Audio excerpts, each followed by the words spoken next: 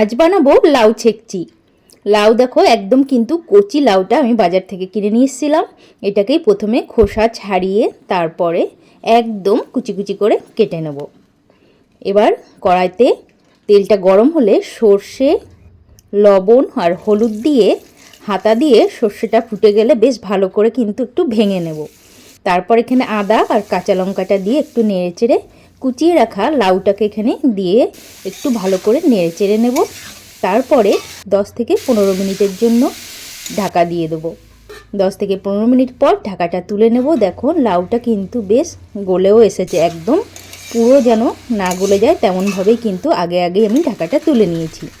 এবারে জল জল ভাবটাকে ভালো করে টানিয়ে নিয়ে তারপরে সামান্য একটু চিনি আর ধনেপাতা কুচি দিয়ে আবার একটু 2-4 মিনিট নাড়িয়ে তারপর যখন একদমই জল জল ভাবটা থাকবে না তখন এটাকে নামিয়ে নেব।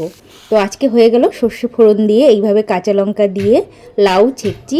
বেশ মিষ্টি মিষ্টি আর একটু ঝাল ঝাল লাগবে খেতে, দারুণ লাগে খেতে।